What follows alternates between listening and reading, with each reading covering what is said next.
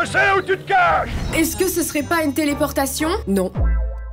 Ça s'est passé comme ça en vrai. Ouais, est-ce que tu peux me faire apparaître sur ma chaîne? Ma chaise, téléportation. Cette année, j'arrive à ma 1000e vidéo. Oui, j'arrive à court d'idées pour tout ce qui est intro, ok? Dites-moi dans les commentaires comment vous voulez que j'arrive sur ma chaîne. Voilà, tout simplement. Sur chaque vidéo. Sur 52 vidéos précisément.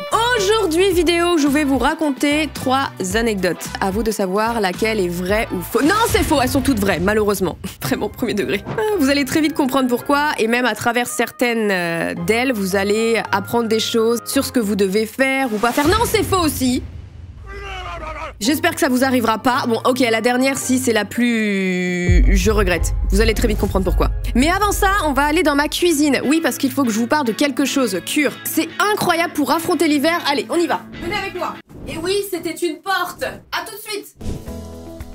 Oh, vous êtes là? Justement, je vous cherchais. Laissez-moi vous présenter Cure, des box personnalisées de vitamines et compléments alimentaires. Blague à part, je suis très contente de ce partenariat car je l'ai testé en amont. Vraiment, ça fait un mois que j'ai commencé ma cure et qui est déjà vide. Cure, s'il vous plaît. Et je sens les effets, donc je suis satisfaite. C'est pour ça que je vous en parle. En gros, comme j'ai dit, Cure vous propose des box personnalisées de vitamines et ou compléments alimentaires selon vos besoins. Cure, c'est 86% d'efficacité et j'en fais partie. 86 études cliniques. Cure couvre 71 besoins comme le stress, la fatigue, la peau, il y en a beaucoup, vraiment beaucoup. Et ça du coup c'est cool parce que vous pouvez vous retrouver. Du coup en gros quand je suis arrivée sur leur site, on m'a proposé de faire un questionnaire pour savoir quels étaient mes besoins. Et ce qui est ressorti principalement moi, c'était la fatigue, le stress et les problèmes de digestion. Pas très glamour, j'en conçois. Et du coup à la suite de ce questionnaire, ils m'ont tout simplement concocté une box personnalisée où chaque jour je devais prendre un sachet avec les compléments alimentaires et vitamines qu'il me fallait. Du coup les compléments qui m'étaient recommandés selon mes besoins, c'était pour la réduction du stress. Du coup à base de Griffonia, je vais pas y arriver. Dès qu'on utilise des mots trop complexes, mon cerveau il peut pas là, tu vois. Il faut que je prenne des compléments alimentaires pour la prononciation de certains mots dans le monde. Rhodolia et concentré anti-stress. Des compléments aussi pour réduire la fatigue. Et ça, on avait du magnésium, du guarana et du ginseng, si ça se prononce comme ça. Dans mon petit sachet, j'avais aussi de quoi booster mon immunité avec de la vitamine D, de la vitamine C, tout pour bien affronter ce froid qui s'installe là. Et je me suis dit en plus que j'allais prendre des choses pour améliorer ma digestion avec des probiotiques, du chardon-marie et du carvi. Et petit plus de chez Cure, lorsque vous recevez votre box personnalisée ainsi que les sachets dedans, c'est que vos sachets sont à votre nom. J'ai trouvé ça investi de la part de Cure d'avoir personnalisé aussi les petits sachets et sur chaque sachet, sachez qu'il y a un petit mot pour vous qui peut vous motiver dans votre journée ou vous apprendre des choses et j'ai trouvé ça vraiment cool. L'investissement proposé par Cure pour vraiment personnaliser votre box a été poussé et j'ai trouvé ça grave cool. Pour être honnête, je suis ultra contente d'avoir découvert Cure en cette fin d'année 2023 et de débuter l'année avec eux car ça fait, comme je vous l'ai dit, un mois déjà que je prends mes petits sachets, ma routine Cure et j'en suis très satisfaite. Je le vois vraiment,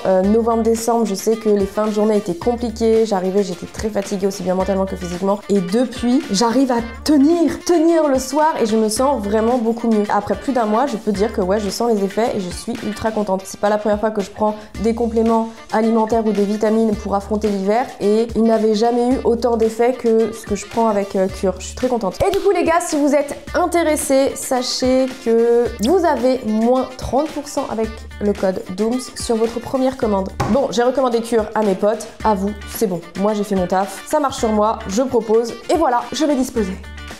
Bref, du coup, première anecdote qui s'intitule Le jour où on m'a séquestré 47 000 €. Pour avoir cette maison-là, j'ai fait des choses totalement légales, mais qui m'ont pété les... J'avais le seum contre les propriétaires. J'étais comme ça, ok? Je vous explique. Retournons un petit peu dans le passé. Pour ceux qui ne savent pas, je me suis séparée de mon compagnon de l'époque et j'ai dû déménager. Car tout simplement, la maison appartenait à sa famille, donc c'était à moi de... Voilà. Et je parle de cette maison-là où j'ai aussi fait des vidéos. Quand on se sépare, c'est préférable de déménager. Et assez vite, parce que voir son ex-copain sur Tinder pendant que vous faites des pâtes, c'est pas ouf. À ce moment-là, une amie à mes parents me trouve un petit appartement. C'était son appartement à elle qui était en Airbnb. Elle m'a vraiment sauvé la vie, cette personne-là. C'est incroyable le destin, comme quoi elle est arrivée au bon moment dans ma vie. C'est pour ça que j'ai tendance à dire que on a une ligne, une destinée et tout arrive au bon moment. Donc du coup, je squatte son Airbnb en mode Airbnb long et tout. Je lui donne un loyer, mais elle m'avait prévenu que je ne pouvais y rester que 3 mois, car tout simplement l'appartement était vendu. Moi, je suis contente d'un côté, je peux rechercher tranquillement une maison ou un appartement parce que du coup, avec mon ex, c'était assez anxiogène. Donc là, je suis tranquille. Il faut savoir que trouver un appartement ou une maison seule en ayant une jeune entreprise, je vous la fais courte, mais du coup, avec YouTube, j'avais dû créer une société. Et elle était vraiment toute jeune. Je l'avais créée en 2020, je crois, 2021. C'est pas les meilleurs bagages pour trouver un appartement ou une maison. Parce que en plus d'avoir une société, je suis présidente, PDG et salariée. Je me verse un salaire. J'avais mes fiches de paye et tout. Ça me fait toujours rire de dire ça, parce que du coup, je me fais ce genre de scène. Oui, bonjour, est-ce que ce serait possible de m'augmenter mon loyer? Bien sûr, Flavie, salariée de l'entreprise. Merci, Flavie, présidente de la société. De rien, maintenant retournez à votre poste. Oui, madame. Voilà comment ça se passe. Du coup, ce que j'avais à faire, c'était déjà m'augmenter mon salaire pour que je puisse payer toute seule un loyer, tout simplement. Ce que je veux dire par là, c'est qu'avant, j'avais un loyer divisé par 2, vu que je vivais en couple. Là, non. Donc du coup, je vais devoir tout prendre à ma charge. Donc le mieux, c'est que je m'augmente mon loyer. C'est plus simple pour trouver un bien convenable pour moi et mes animaux, en fait. Je voulais tout simplement une maison avec un grand jardin. Dans la zone où je vivais, ça coûte assez bonbon, quoi. Donc je m'augmente. Mais, vous le savez, quand vous cherchez une location, il faut compter 3 mois de bulletin. Et...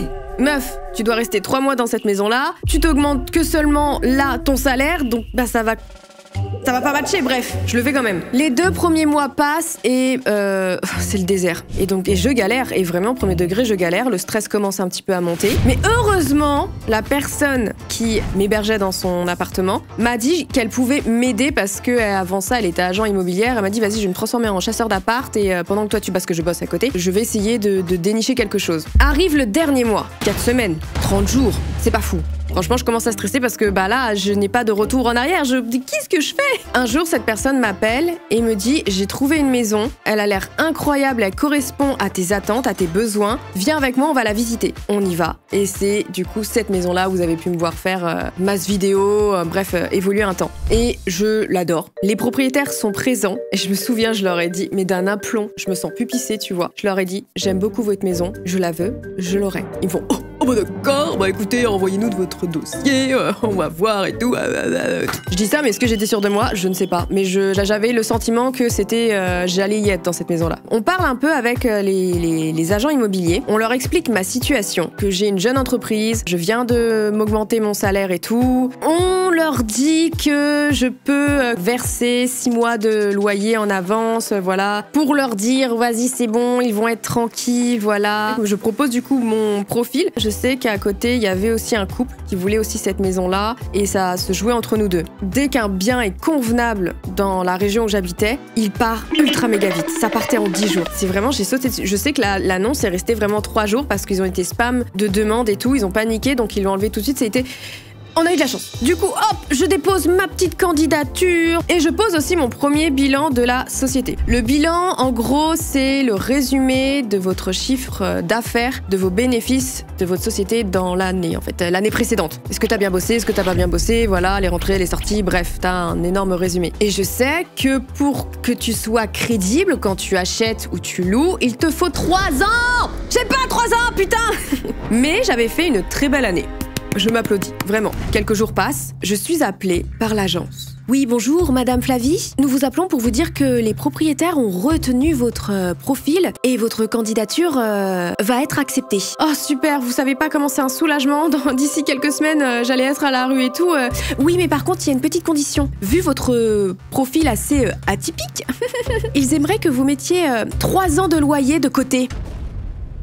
Une forme de caution bancaire, madame. Vous pouvez répéter? Oui, du coup, ça voudrait dire que vous mettrez sur un compte bancaire 46 800 €. Qui garantit du coup au propriétaire que le loyer sera bien versé? 46 800 €, vous dites? Bon, je vous laisse, hein, vous réfléchissez, vous me donnez une réponse assez vite parce que sinon la maison, elle va partir, aussi vite que votre âme, là, qui quitte votre corps. Je le sens à travers le téléphone. Pardon? Qui fait ça? J'aurais peut-être pas dû dire que j'étais prête à tout. C'est légal, en gros, c'est une forme de caution bancaire. Du coup, ça leur évite de devoir payer une assurance, ils se mettent bien, ils savent que l'argent est sur un compte, ils ont accès à ce compte-là.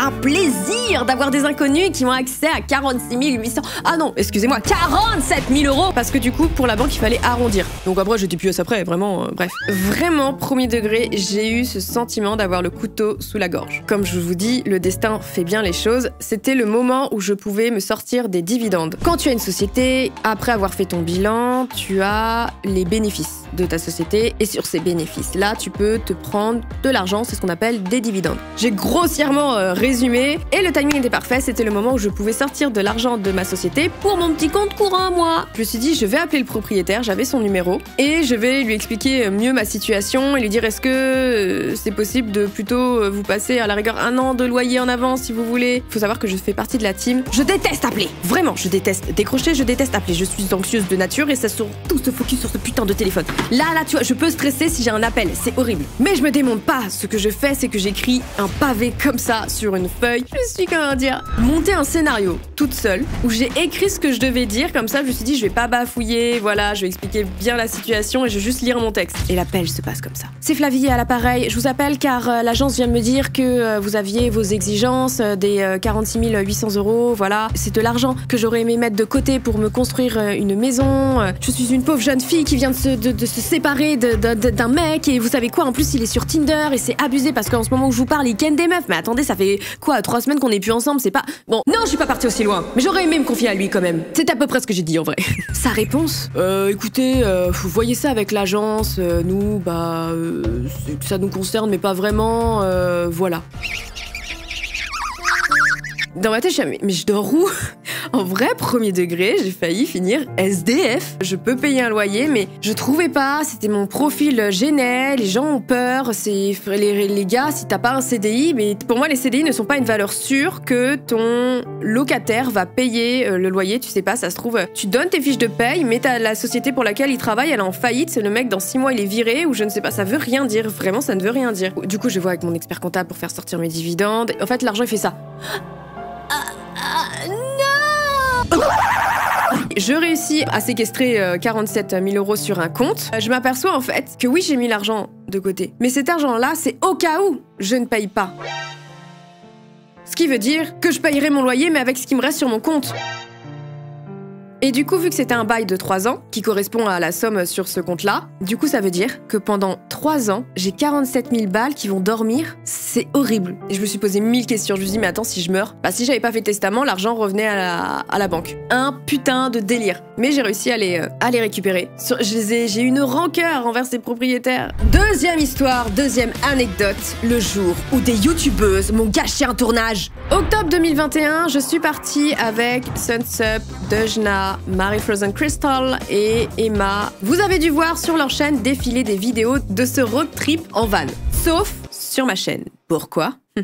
Tout est dans le titre, mais c'est un sketch, vraiment. Lors de ce road trip, j'avais prévu de tourner une vidéo vraie ou fausse histoire d'horreur. Notre petit road trip commence bien, on fait de la route, on finit par s'arrêter dans un espèce de camping. On a fait pas mal de routes, mais là on est, le spot est incroyable, il y a des montagnes à côté, mais il fait très froid. C'est très important que je vous dise qu'il fasse très froid. On arrête le van en lisière de forêt. Moi, c'est ici que je me dis que je vais tourner ma vidéo. On va manger dans un petit restaurant qui est toujours dans cette espèce de camping ou de stationnement de camping-car. Je mange ma meilleure tartiflette. C'est très important que je vous parle de cette tartiflette, vraiment les gars. Bref, on reprend le van pour se reposer là où on était. Je m'introduis dans la forêt et je commence à marcher. Je me dis, vas-y, je vais peut-être trouver un spot sympathique. Ça peut faire un peu creepy la nuit, ça peut faire sympa. Et là, je tombe sur un spot incroyable de personnes qui avaient fait un feu de camp avant. Tout est trop bien, les rondas sont bien posés, il y avait un cadavre de feu. Et je me suis dit, mais jamais j'aurais pu tomber sur un truc comme ça, c'est fou la chance. La chance! Je suis à 1 minute du van. à pied. Ça veut dire que de là où je suis, je vois le van. Je commence à placer des petites caméras, voilà. Je me dis, je retourne au van parce qu'il me manque un trépied. Emma m'accompagne. Je ne sais plus ce qu'elle avait à faire, mais elle m'accompagne. Et là, une envie de chier qui me prend, pas des plus commodes. L'intolérance au lactose. J'ai découvert que j'étais intolérante au lactose. La tartiflette. Tu vois pourquoi j'en parle? La tartiflette ne passe pas. Et j'envoie en même temps un message à Marie Frozen Crystal, qui est restée au feu avec les filles. Je lui envoie un message, urgence, emoji caca.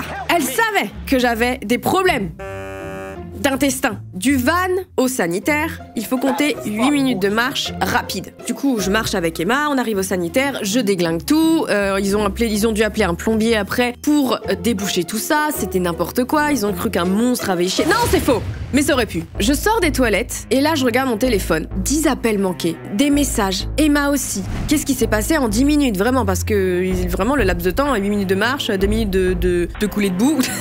C'est horrible. On se met à descendre, marcher, courir vite. On est épuisé vraiment parce qu'on a monté. On n'a pas de cardio, ok? Y a pas de cardio dans cette histoire. Je vois le van, je marche très vite. Emma s'effondre et meurt. Non, mais j'ai cru qu'elle allait mourir. Emma fait une crise d'asthme par terre à côté de moi. Je vois qu'il y a de la lumière dans la tente. On avait une tente au-dessus du van. Je vois des ombres et une lumière. Les ombres, ce sont les filles. Elles sont toutes les trois dans la tente, fermée. J'arrive près du van. Je dis, qu'est-ce qui se passe? Pourquoi vous nous avez appelé? Qu'est-ce qui se passe et tout? Je vois les filles qui sont enfermées, qui me répondent pas trop. Je fais, mais les filles, qu'est-ce qui se passe? Qu'est-ce qui s'est passé? Pourquoi vous nous avez appelé? Qu'est-ce qui s'est passé? Et là, elle commence à me répondre, vous nous faites une blague.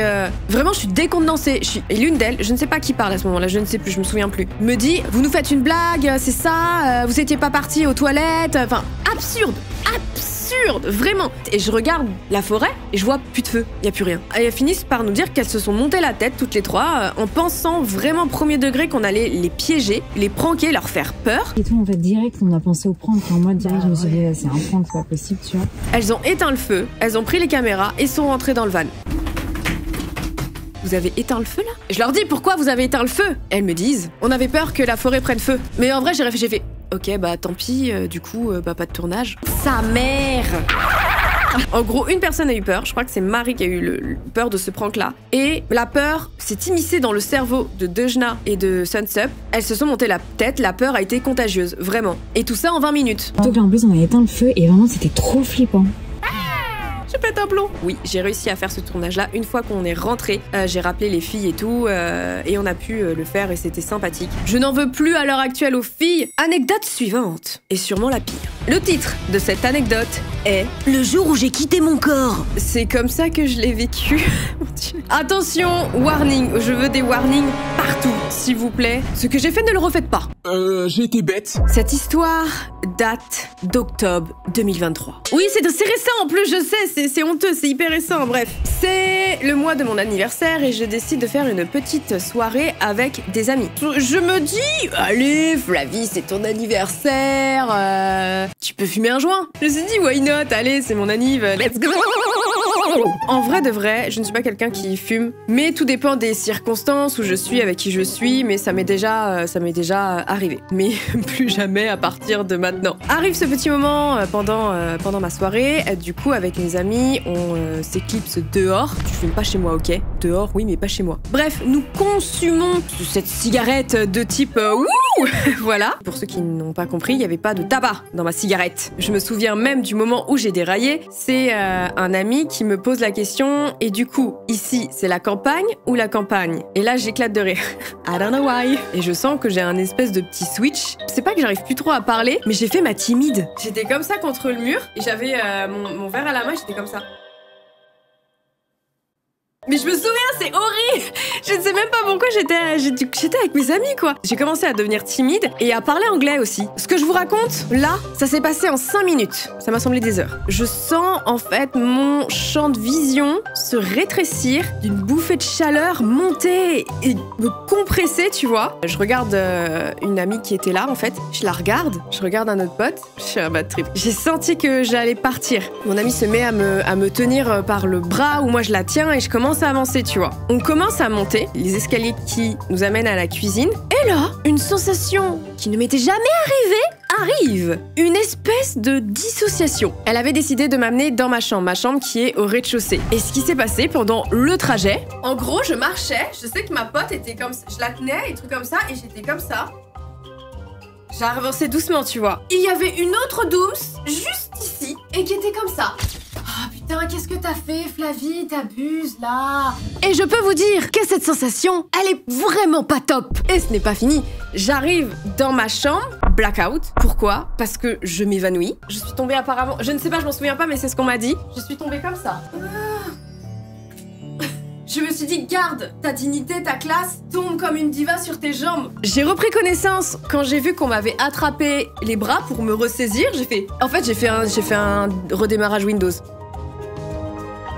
Et là, je suis toujours là. Ah oui, il y a moi et oui, elle est toujours là. Elle est toujours là à me dire, wake up. On m'assoit sur le lit, j'arrêtais pas de répéter ça. C'est bon, je reviens. J'avais conscience que j'étais sortie... Enfin, vraiment, pour moi, je dis je suis sortie de mon corps parce que je l'ai vécu comme ça. J'avais conscience que j'étais sortie de mon corps. Je suis tombée dans les pommes. Je suis revenue. Et c'était comme si les 2 mois s'emboîtaient dans mon crâne. C'est une... Waouh, c'était n'importe quoi. C'est un bad trip, vraiment un méga bad trip que j'ai fait. Et là, j'ai une autre copine qui vient me voir et qui me fait « ça va ?» Et pendant que je lui parlais, ça aussi, ça m'a angoissée. Je n'avais plus aucune notion du temps. Tous mes repères spatio-temporels, je sais pas, tout ce qui fait que je suis un être terrestre, en fait, avait disparu. Et je lui parlais et je regardais en même temps mon téléphone pour savoir si je mettais des minutes ou des heures à lui parler ou des secondes comme d'habitude. On a coupé court à la soirée du coup, ça a quand même fait peur à pas mal d'entre nous. Et je vais pour me coucher et là, la redescente. Affreux. Mon cerveau ne s'arrêtait pas et c'était affreux. J'étais dans la salle de bain en train de me démaquiller et j'ai dit mais mon cerveau, faut qu'il s'arrête. Je me sentais vraiment pas bien. Je vais dans mon lit et je suis en PLS. Vraiment, vraiment les gars, j'étais comme ça. Est-ce que ça va s'arrêter? Le lendemain, ça a été, j'avais pas de séquelles plus que ça. Ne fumez pas parce que votre cerveau, il peut faire des choses, les gars. Et ça m'a mis une claque monumentale et j'ai dit, mais Flavie, plus jamais tu prends cette merde, en fait. Et on est sur la fin. Je pense que c'était 3 petites aventures qui me sont arrivées intéressantes à raconter. D'où la dernière, j'espère que ça fera de la prévention contre cette merde. Ne fumez pas, c'est tout ce que j'ai à vous dire. J'ai fait de la merde, j'ai eu une mauvaise expérience. Vraiment, ne le faites pas. Je vous laisse sur ces petites histoires. J'espère qu'elles vous ont fait pouffer de rire, vous ont choqué. Un like si ça vous a plu. N'hésitez pas aussi à vous abonner. Road to the... Non, en fait, je sais pas que j'ai pas envie d'y croire, mais les 3 millions, ça fait quand même beaucoup. On va viser les 2 500 000 pour 2024. C'est pas mal, je trouve, non? Dans tous les cas, merci d'être autant nombreux à me suivre. Ça continue en plus, donc c'est trop bien. Je vais disposer. Oui, je dispose comme ça. Et merci à Cure d'avoir sponsor cette vidéo. N'hésitez pas à aller checker leur site, vraiment. Moi, je vous le conseille. Ça va être de ouf. Salut!